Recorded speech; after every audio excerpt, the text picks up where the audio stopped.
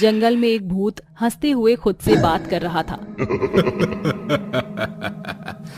मैं किसी को भी नहीं छोड़ूंगा। मैं जानवरों को मारकर अपनी शक्तियां बढ़ा लूंगा। वह भूत खुद से बात कर ही रहा था कि तभी उसके सामने एक शेर दहाड़ता हुआ आता है। उस शेर को देख हंसते हुए वो भूत बोलता है, ओहो, ये शेर तो खुद ही मेरे सामने आ गया। मुझे अब मेरा शिकार ढूंढने की जरूरत नहीं है। इतना कहकर वह भूत अपनी एक उंगली से भूतिया जादू करता है और शेर के ऊपर हमला कर देता है, जिसके बाद शेर बेहोश होकर नीचे गिर जाता है। भूत उसे घसीटते हुए एक गुफा में ले जाता है, जिसके बाद वह भूत अपने काल देवता की मूर्ति के आगे उस शेर की गर्दन काट देता है और उसके मांस के छोटे छोटे टुकड़े कर देता है और वो भूत एक मामूली इंसान बन के गाँव में चले जाता है। और अगली सुबह वह गाँव में एक मामूली सा कसाई बनकर उस शेर का मांस बेचने लगता है। मांस ले लो, ताजा ताजा मांस ले लो। अरे, ये तो कोई नया कसाई लग रहा है। हाँ करण, तुम बिल्कुल सही बोल रहे हो। चलो आज इससे ही मीट लेकर देखते हैं। हाँ भैया, वैसे भी भोला कसाई की दुकान बहुत ही ज्यादा दूर पड़ती है। अच्छा हुआ इसने अपनी दुकान यहीं खोल ली। इतना कहकर करण और राघव दोनों ही उस भूतिया कसाई के पास जाते हैं और उससे बोलते हैं, अरे भैया, ये मीट कैसे दे रहे हो? भैया 140 रुपए किलो है। करण और राघव दोनों ही अपने घर के लिए मीट पैक करवा लेते हैं और अपने घर में जाकर अपनी पत्नियों को वो मीट बनाने के लिए कहते हैं। जब उनकी पत्नी वो मीट बनाकर उनके सामने परोसती हैं, तब वो खाते हुए बोलते हैं, ओहो, कितना टेस्टी मीट है। आखिर ये कसाई इतना टेस्टी मीट कहाँ से लेकर आ रहा है? वो लोग मीट खा लेते हैं और इस तरह उस कसाई का मीट बहुत ही बिकने लगा। ऐसे ही एक बार की बात है, मोहन नाम का लड़का कसाई के पास जाता है और उससे बोलता है, अरे भैया, तुम इतना टेस्टी मीट कहाँ से लाते हो? तुम्हारे चर्चे तो पूरे गांव में फैल रहे हैं। कसाई उसकी बातों का जवाब नहीं देता और खाली हंसता रहता है। ये देखकर मोहन को थोड़ा अजीब लगता है, जिसके बाद वह खुद के मन में सोचते हुए बोलता है, आखिर ये मीट कहाँ से लाता है? क्यों ना मैं इसका पीछा करूं, जिसके बाद मैं भी वहीं से मीट लाया करूंगा और मैं भी खुद की एक दुकान खोल लूंगा। रात के 12 बज चुके थे और मोहन कसाई की दुकान बंद करने का इंतजार कर रहा था। थोड़ी देर बाद कसाई अपनी दुकान बंद करता है और जंगल की तरफ निकल जाता है। मोहन भी उसका पीछा करने लगता है। वो देखता है कि वो मामूली कसाई एक मामूली इंसान से एक भूत में बदल जाता है। ये देखकर मोहन डर जाता है और जैसे ही डर के भागने वाला था कि तभी कुत्ते के भौंकने की आवाज आने लगती है। उस कुत्ते की आवाज सुनकर मोहन एक बार फिर डर जाता है और डर के मारे वो एक पेड़ के पीछे छुप जाता है। कुत्ते की भौंकने से उस भूत की नजर कुत्ते पर जाती है, जहां वह देखता है कि उस कुत्ते के साथ साथ वहां पर ऊंट भी है। ये देखकर भूत हंसते हुए कुछ बोलता है, आज तो मेरे हाथ खजाना लग गया है। कुत्ता तो कुत्ता, साथ में ऊंट भी है। वाह वाह वाह वाह। आज तो मैं इनका भी शिकार करूंगा, लेकिन मुझे अभी तक एक भी भेड़िया दिखाई नहीं दिया। एक बार बस भेड़िया दिख जाए, उसका शिकार करके उसको मैं खुद ही खा जाऊंगा। मोहन उस भूत की सारी बात सुन लेता है, जिसके बाद मोहन के डर के कारण पसीने छूटने लगते हैं। वहीं दूसरी तरफ भूत कुत्ते और ऊंट को अपने भूतिया शक्ति से एक गुफा में ले जाता है और उनकी बलि अपने काल देवता को चढ़ा देता है। थोड़ी देर बाद वह भूत कुत्ते और ऊंट का मांस काट के गांव की तरफ जा ही रहा था कि तभी उसकी नजर मोहन पर पड़ जाती है और वो उससे हंसते हुए बोलता है, अच्छा, तो तुझे मेरा सच पता चल ही गया। ठीक है, अब तो नहीं बचेगा। अब इन कुत्ते और बाकी जानवरों की तरह मैं तेरा भी मांस काट कर इंसानों के बीच बेचूंगा और उन्हें खिलाऊंगा। इतना कहकर वह मोहन को मारने के लिए अपने दोनों हाथ लंबे करता है कि तभी उसके सामने एक चमकती हुई आंखें दिखाई देती हैं और थोड़ी देर बाद उसके सामने एक भयानक और खूंखार भेड़िया आ जाता है। वह खूंखार भेड़िया मोहन के पीछे पड़ जाता है। मोहन जैसे तैसे भागते हुए पेड़ पर चढ़ जाता है, जिसके बाद भूत भेड़िए को देखते हुए बोलता है, काल देवता जब भी देता छप्पर फाड़ के। वाह, इंसान तो इंसान, अब तो भेड़िया भी आ गया। अब मैं इस भेड़ियों को खाकर अपनी शक्ति बढ़ा लूंगा। इतना कहकर वह भूत भेड़िए को मार देता है और पागलों की तरह उस इंसान को ढूंढने लगता है। थोड़ी देर बाद उस भूत की नजर पीपल के पेड़ के ऊपर जाती है जहाँ पर मोहन छिपा हुआ था। ये देख कि उस भूत ने मोहन को देख लिया है, मोहन दौड़ते हुए अपने गांव की तरफ जाने लगा कि तभी मोहन को एक तांत्रिक बाबा दिखाई देता है।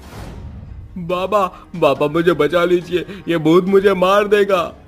उसकी आंखों को पढ़कर तांत्रिक सब कुछ समझ जाता है और जैसे ही वह भूत उसके सामने आता है कि तभी तांत्रिक उससे बोलता है, तू कौन है और इस तरह जानवरों को मारकर क्यों बेच रहा है?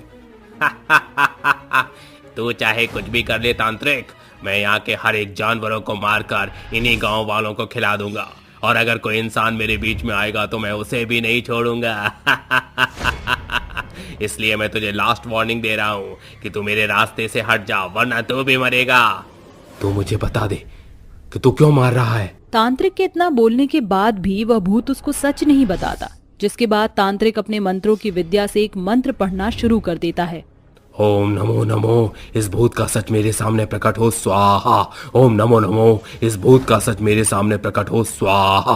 मंत्रों के उच्चारण के साथ साथ तांत्रिक ध्यान लगाता है, जहां वह देखता है कि ये एक बुरी आत्मा है और ये यहाँ पर सिर्फ और सिर्फ लोगों का सर्वनाश करने के लिए आई है। इसका कोई भी मकसद नहीं है। तांत्रिक ध्यान लगा ही रहा था कि तभी वह भूत अपनी भूतिया शक्ति से मोहन को हवा में उड़ा देता है और उसको दूर पेड़ में जाकर पटक देता है। ये देख तांत्रिक अपनी आंखें खोलता है और उससे बोलता है, मुझे सब समझ आ गया कि तू यहाँ पर सिर्फ और सिर्फ लोगों का सर्वनाश करने ही आया है। अब मैं तुझे नहीं छोड़ूंगा। तांत्रिक अब सब समझ चुका था कि वह एक भयानक आत्मा है जो कि यहाँ पर सिर्फ और सिर्फ लोगों का नुकसान करने आया है। तांत्रिक अपने झोले में से भोले बाबा का त्रिशूल निकालता है, जिसके बाद तांत्रिक उस त्रिशूल के ऊपर मंत्रों का उच्चारण करने लगता है। ओम नमो नमः विनाश भूतो स्वाहा। ओम नमो नमः विनाश भूतो स्वाहा। मंत्रों के उच्चारण के बाद तांत्रिक त्रिशूल के ऊपर 3 बार फूंक मारता है। फूंकने के बाद तांत्रिक उस त्रिशूल को भूत की नाभि में भोंक देता है और उस तरह उस कसाई भूत का अंत हो जाता है। मोहन बच जाता है और वह अपने गांव अपने घर पहुंच जाता है, जिसके बाद वह अपने गांव वालों को ये सारी बात बता देता है। सभी गांव वाले इस चीज को एक बुरा सपना समझकर भूल जाते हैं और अपना जीवन आगे खुशी से व्यतीत करने लगते हैं। ओम ह्रीं भीं क्लीं चामुंडाय विचे नमः स्वाहा। ओम भूतेश्वर नमः स्वाहा। ओम कालीं कालीं चुड़ैल नमः स्वाहा। छोड़ो मुझे, मैं ऐसी नहीं हूँ, जाने दो मुझे। मैंने तुम्हारा क्या बिगाड़ा है? हाँ, हमें जाने दो। क्यों हमें बांध रखा है? हमें आजाद करो। तुम सबने मेरा बिगाड़ा तो कुछ नहीं है, लेकिन मुझे तुमसे फायदा बहुत है, इसलिए चुपचाप यहीं रहो। ये बोलकर तांत्रिक उस चुड़ैल पर अपनी भस्म डालता है, जिसके बाद वो तिल मिला जाती है। फिर उन्हें बोतल में कैद कर लेता है। आखिर तांत्रिक ने क्यों इतनी चुड़ैलों को अपने वश में कर रखा था, जानने के लिए कहानी में आगे बढ़ते हैं। चुड़ैल नगरी में बहुत सारी चुड़ैलों का वास था। अचानक से चुड़ैलें गायब हो रही थीं। तभी चुड़ैलों की मल्लिका बोलती है, ये सभा में बाकी चुड़ैलें उपस्थित क्यों नहीं है? कहाँ है सब? चुड़ैल मल्लिका, कुछ दिनों से काफी चुड़ैल यहाँ से गायब हो चुकी हैं। पता नहीं कौन कर रहा है ये सब। अगर ऐसा ही था, पहले मुझे क्यों नहीं बताया? तुम सब मूर्ख चुड़ैल हो क्या? हो सकता है वो किसी तकलीफ में हो। मुझे आज ही पता लगाना होगा। चुड़ैलों की मल्लिका काली शक्तियों से ध्यान लगाकर उस पाखंडी तांत्रिक के पास पहुंच जाती है, जहां वो देखती है कि उसकी सारी चुड़ैल वहां एक बोतल में कैद हैं। वो गुस्से से कहती है, ए तांत्रिक, तेरी इतनी हिम्मत कि तूने हमारी चुड़ैल को अपने बस में करने की कोशिश की। अब तू जिंदा नहीं बचेगा। अरे अरे, ये मैं क्या देख रहा हूँ? चुड़ैलों की मल्लिका मेरे यहाँ आई है। ये तो सोने पर सुहागा हो गया। तांत्रिक, मैं तुझे जिंदा नहीं छोड़ूंगी। बता, क्यों कैद किया तूने मेरी चुड़ैलों को? क्या मिलेगा तुझे ऐसा करके? तेरी चुड़ैलों से मुझे लाखों का फायदा है, इसलिए मैंने इसका अपहरण कर लिया है और अब मैं इन्हें विदेश में बेच दूंगा। तुच्छ तांत्रिक, आखिर चुड़ैलों को कौन खरीदेगा? अरे चुड़ैलों की मल्लिका, तू कितनी भोली है रे। अरे इस दुनिया में सब बिकता है, तू बता तो तुझे भी बेच दूं। तेरी तो शक्ल पर ही लिखा है कि तू अपनी माँ को भी बेचकर खा गया होगा। काली चुड़ैल, अब तो नहीं बचेगी। तू क्या बच जाएगा फिर मुझसे? वो देखो जरा। किसमें कितना है दम? ये बोलने के बाद ही चुड़ैलों की मल्लिका उस तांत्रिक पर अपने जादू से वार करती है। तांत्रिक उस वार से बच जाता है। चुड़ैल के जवाब में तांत्रिक भी उस पर अपना वार करता है और चुड़ैल नीचे झुककर बच जाती है। इसी के बाद दोनों की शक्ति एक दूसरे से टकराती है, जिसके बाद वो तांत्रिक चुड़ैलों की मल्लिका को भी बोतल में बंद करने की कोशिश करता है, मगर चुड़ैलों की मल्लिका उसके चेहरे पर अपने लंबे नाखून से खरोच मारकर गायब हो जाती है और अपनी चुड़ैल नगरी में वापस आकर चुड़ैलों से कहती है, उस निर्लज्ज लालची तांत्रिक पर इतनी शक्ति है कि मैं भी उसके वार से बच नहीं पा रही थी, लेकिन किसी तरह बचकर आ गई। अगर मल्लिका आपको कुछ हो जाता तो हमें कौन देखता, हमारा मार्गदर्शन कौन करता? खैर मल्लिका, मैं एक ऐसे व्यक्ति को जानती हूँ जो हमारी मदद कर सकता है। वो बहुत ही शक्तिशाली है। और कौन है वो? मल्लिका, उसकी चीते जैसी चाल, लोमड़ी जैसा तेज दिमाग, उल्लू के भांति तेज नजर और आर्यभट्ट जैसी छवि। मल्लिका, वो तंत्र विद्याओं में बहुत माहिर है। वो किसी के साथ गलत होते हुए नहीं देख सकता। मुझे पूरा यकीन है कि विक्रम हमारी मदद जरूर करेगा। अगर ऐसा है तो उसे जल्दी बुलाओ, कहीं वो तांत्रिक हमारे गिरोह की चुड़ैल को विदेश में ना बेच दे। मल्लिका, हमें आज ही रात उसके पास जाना होगा, वरना फिर हम उससे मिल नहीं पाएंगे। चंदेरी चुड़ैल उसी वक्त मल्लिका को विक्रम के पास ले जाती है, जहाँ वो उसे कहती है, विक्रम तुम ही हो ना? चुड़ैलों की मल्लिका तुमसे मदद मांगने आई है। भला एक चुड़ैलों की मल्लिका को मुझे इंसान से क्या मदद मांगनी है? देखो, चंदेरी चुड़ैल ने मुझे तुम्हारे बारे में बताया। हम चुड़ैलें कभी किसी का गलत नहीं चाहती। हम अच्छी चुड़ैलें हैं जो अपनी अलग दुनिया में रहती हैं, लेकिन उस पापी लालची तांत्रिक ने हमारी कुछ चुड़ैलों का अपहरण कर लिया है। उसी के लिए मैं तुम्हारे पास आई हूँ। भला चुड़ैलों का कब से अपहरण होने लगा? वो तो इतनी खूबसूरत भी नहीं होती। देखो, बहुत काम होते हैं मुझसे, इस तरह की बेहुदा मजाक करने की जरूरत नहीं है। मैं तुमसे मजाक नहीं कर रही हूँ, सच बोल रही हूँ। अगर उन्हें जल्दी नहीं बचाया तो वो लालची तांत्रिक मेरी गिरोह की चुड़ैलों को विदेश में बेच देगा। मानती हूँ चुड़ैलों पर कोई विश्वास नहीं करेगा, पर हम में भी थोड़ा स्नेह होता है अपने सदस्यों को लेकर। चलो, तुम इतना कहती हो तो मैं चलता हूँ। ये बोलते ही विक्रम और चुड़ैलों की मल्लिका उस गुफा में पहुंच जाती है, जहां तांत्रिक अपनी सिद्धियों में लीन होता है और चुड़ैलों का अपहरण करने के लिए। तभी विक्रम की नजर उस लाइन में रखी बंद बोतलों की चुड़ैलों पर जाती है और वो कहता है, अरे ये तो सच में बड़ा लालची किस्म का तांत्रिक है, जो पैसों के लिए चुड़ैलों को भी बेच सकता है। ये बोलते ही विक्रम उस तांत्रिक के सिर पर एक पत्थर मारता है और कहता है, तो कैसे हो तांत्रिक तुम? चुड़ैलें काबू में तो है ना? दूर तो मनुष्य, तेरी इतनी हिम्मत, तूने मेरी विधि को भंग किया, अब तेरा सर्वनाश निश्चित है। तू 2 कौड़ी का तांत्रिक मेरा सर्वनाश करेगा? हट, मैं नहीं मानता, तुझ में इतनी ताकत है। शरीर से तो बुढ़ा हो रखा है। छड़ी के सहारे बड़ी मुश्किल से एक एक चुड़ैलों को पकड़ के लाया होगा तू। घोर पापी निर्लज्ज, अब मैं तुझे नहीं छोड़ूंगा। ऐसा कहकर तांत्रिक उस पर अपनी शक्तियों से वार करता है। विक्रम भी मंत्र पढ़कर तांत्रिक पर अपनी शक्तियों का वार करता है। दोनों में घमासान युद्ध हो जाता है, जिसके बाद कभी तांत्रिक उस पर जादू करे तो विक्रम हवा में उड़ जाए, तो कभी तांत्रिक बचने के लिए हवा में उड़ जाए।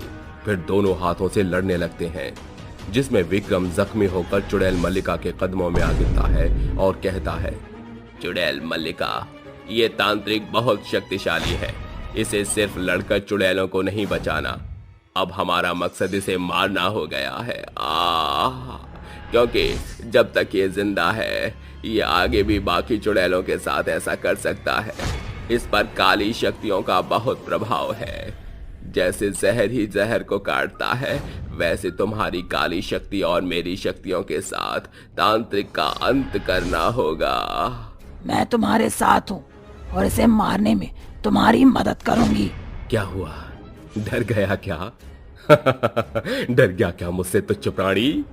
डरेगा तो तू अपहरणी तांत्रिक। ओम भूतेश्वरी तंत्रिकाया ओम श्रीं क्लीं चामुंडाई विचय स्वाहा। जय जय भद्रकाली की। ये मंत्र पढ़ते ही मल्लिका, चुड़ैल और विक्रम अपनी शक्तियों से एक करते हैं, जिससे एक बहुत बड़ा आग का गोला तांत्रिक के पेट में लगता है, जिससे वहां एक बहुत बड़ा विस्फोटक होता है। उससे सारी चुड़ैलों की बोतलें फट जाती हैं और वो बाहर निकल आती हैं। साथ ही वो तांत्रिक भी मर जाता है। सारी चुड़ैल अपनी मल्लिका के गले लगती हैं और चुड़ैल मल्लिका विक्रम को कहती है, विक्रम तुम्हारा बहुत शुक्रिया। तुम्हारी वजह से मेरी सारी प्रिय चुड़ैलें वापस आ गईं और अब हम अपनी चुड़ैल नगरी में वापस लौट सकती हैं। कोई बात नहीं, बड़ी बड़ी चुड़ैलों की दुनिया में ऐसी छोटी मोटी घटनाएं होती रहती हैं। अब मैं चलता हूँ। ये कहकर विक्रम भी वापस अपनी जगह लौट जाता है। ये कहानी रायपुर स्टेशन की है, जहां रात के समय चारों तरफ काफी सन्नाटा हुआ करता था। रात के तकरीबन 10 बज रहे थे। तभी उस स्टेशन पर एक ट्रेन आकर रुकती है, जिसमें शादीशुदा सवार एक जोड़ा खिड़की से बाहर देखता है कि कच्चे आम की टोकरी लिए एक सुंदर औरत घूंघट में कच्चे आम बेच रही होती है। आम ले लो आम, कच्चे कच्चे खट्टे मसालेदार आम। जिसे देखकर राधिका अपने पति वैभव से कहती है, सुनो जी, मेरा कच्चा आम खाने का बहुत मन कर रहा है। क्या आप मेरे लिए उससे कच्चे आम खरीद कर ला सकते हो? अभी कोई वक्त है क्या कच्चे आम खाने का? मैं तुम्हें सुबह खरीद कर ला दूंगा। नहीं जी, मुझे अभी खाना है। मेरा जी कच्चा हो रहा है। अब आप जल्दी से कच्चे आम ला दीजिए। ठीक है, मैं भी तुम्हारे लिए कच्चा आम ला देता हूँ। इतना बोलकर वैभव ट्रेन से नीचे उतरता है और उस कच्चे आम वाली की तरफ बढ़ने लगता है। तभी कच्चे आम वाली औरत वैभव को देखकर आगे सुनसान जगह पर जाने लगती है, जिसे देख वैभव बोलता है, अरे कहाँ जा रही हो? रुको, मुझे तुम्हारे कच्चे आम खरीदने हैं।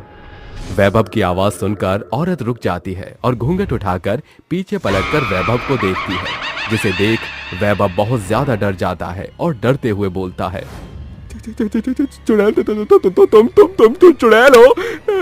कच्चे आम बेचने वाली औरत नहीं हो तुम? हाँ, मैं चुड़ैल हूँ और अब मैं तुझे मारकर खाने वाली हूँ। तेरे जिस्म के हिस्से का कतरा कतरा खून को पीकर मैं शक्तिशाली हो जाऊंगी और फिर से ये कच्चा आम बेचूंगी। मुझे छोड़ दो, मत मारो मुझे। मैंने तुम्हारा क्या बिगाड़ा है? मैं तो बस यहाँ तुमसे कच्चे आम खरीदने आया था। वहाँ मेरी पत्नी मेरा ट्रेन में इंतजार कर रही है। जाने दो मुझे यहाँ से। भगवान के लिए मेरी जान बख्श दो। नहीं, मैं तुझे नहीं छोड़ूंगी और आज मैं तुझे ऐसी मौत दूंगी जिससे तेरी रूह तक कांप जाएगी। इस स्टेशन पर उतरने वाला हर एक इंसान मेरा शिकार है और कोई भी मेरे हाथों से जिंदा बचकर नहीं जा पाएगा और इस स्टेशन पर मेरा ही आतंक कायम रहेगा, हमेशा हमेशा के लिए। वैभव चुड़ैल के सामने अपनी जान की भीख मांगता है, लेकिन चुड़ैल उसकी जान नहीं बख्शती और उसे मारकर खा जाती है। तभी सुबह हो जाती है और चुड़ैल एक इंसानी रूप में बदल जाती है और वो अपने सिर के ऊपर कच्चे आम की टोकरी उठाकर गांव की तरफ जाती है और आवाज लगाते हुए आम बेचने लगती है।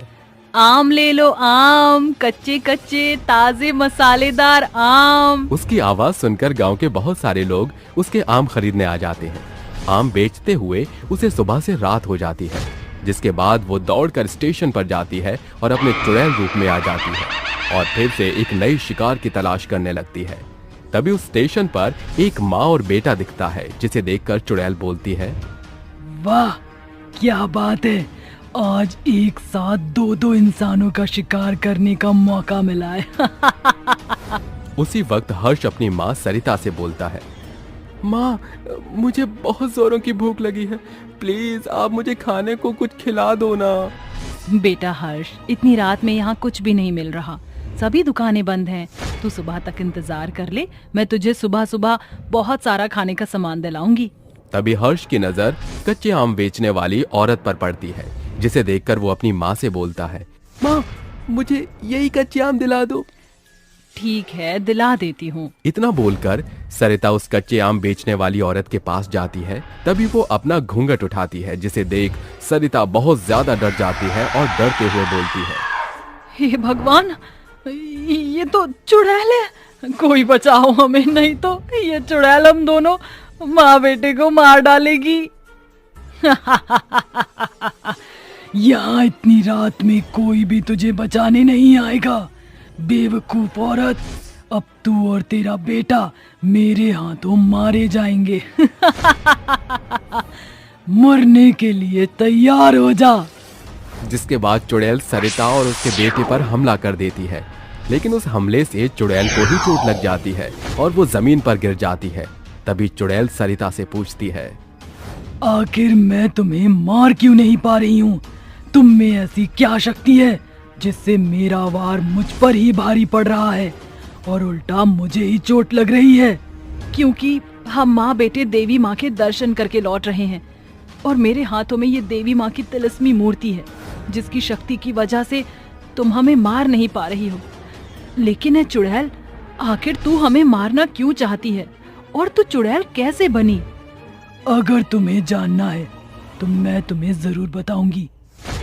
मेरा नाम गीता था और तुम्हारे बेटे की तरह ही मेरा एक छोटा बेटा राजू था। मैं इस स्टेशन पर कच्चे आम बेचने का काम किया करती थी और मेरा बेटा भी इस काम में मेरी मदद किया करता था। एक दिन की बात है, मेरा बेटा मुझसे बोलता है, माँ मुझे वो खिलौना लेना है, क्या आप मुझे दिला दोगी?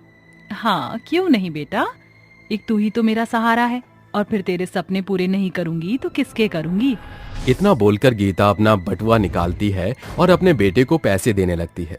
तभी स्टेशन पर 4 गुंडे आ जाते हैं और उनकी नजर गीता के बटुए पर पड़ती है, जिसे देखकर उनमें से एक गुंडा बोलता है, अरे राका, जरा उस औरत को तो देख, उसके पास कितने सारे पैसे हैं। चल सबसे पहले उसी पर हाथ साफ करते हैं। हाँ, तो सही कह रहा है, चल चलते हैं। जिसके बाद वो दोनों गुंडे और उसके साथी गीता के पास जाते हैं और उसका बटुआ छीनने लगते हैं। तभी गीता उन गुंडों से बोलती है, भगवान के लिए मेरे पैसे मत छीनो, मेरे पास सिर्फ यही पैसे हैं जिससे मुझे अपने घर का खर्चा चलाना है। जैसा तुझे अपने घर का खर्चा चलाना है वैसा हमें भी अपने घर का खर्चा चलाना है। अब चुपचाप से ये पैसे हमें दे दे, वरना हम तुझे जान से मार देंगे। नहीं, मैं ये पैसे तुझे इतनी आसानी से नहीं दूंगी। गीता की ये बात सुनकर सभी गुंडे गीता से जबरदस्ती पैसे छीनने लगते हैं। गीता भी अपने पैसों को बचाने लगती है कि तभी गुस्से में आकर राका गीता और उसके बेटे का चाकू से गला काट देता है और उनकी लाश को उसी रेलवे ट्रैक पर फेंककर वो सारे पैसे लेकर वहां से चला जाता है। और तभी से मैं अपनी और अपने बेटे राजू की मौत का बदला लोगों को मार कर ले रही, क्योंकि यहाँ खड़े किसी भी इंसान ने उस वक्त मेरी मदद नहीं की थी और उन गुंडों ने हम दोनों माँ बेटे को बेरहमी से मार डाला था। अगर ये लोग हमारी मदद करते तो शायद आज हम भी इस दुनिया में जिंदा होते। मैं मानती हूँ कि जो तुम्हारे साथ हुआ वो बहुत गलत था, लेकिन तुम बदले की भावना में गलत कर रही हो। अब तुम इन मासूम लोगों को मत मारो और यहाँ से अपनी दुनिया में वापस चली जाओ। उनके कर्मों की सजा खुद उन्हें भगवान देगा। नहीं, मैं यहाँ से कहीं नहीं जाऊंगी। मैं इन लोगों से अपनी मौत का बदला लूंगी, किसी को भी जिंदा नहीं छोड़ूंगी, सबको मार डालूंगी। देखो, मैं तुम्हें आखिरी बार समझा रही हूँ, अगर तुम नहीं मानी तो मैं तुम्हें इस देवी माँ की तिलस्मी मूर्ति से जलाकर भस्म कर दूंगी। सरिता की बात सुनकर चुड़ैल को बहुत ज्यादा गुस्सा आ जाता है और वो क्रोध में आकर एक बार फिर से सरिता पर हमला कर देती है और तभी देवी माँ की तिलस्मी मूर्ति से रोशनी निकलती है और उस रोशनी से चुड़ैल वहीं जलकर भस्म हो जाती है। जिसके बाद उस स्टेशन से चुड़ैल का प्रकोप खत्म हो जाता है और दोनों माँ बेटा सुरक्षित अपने घर पहुंच जाते हैं।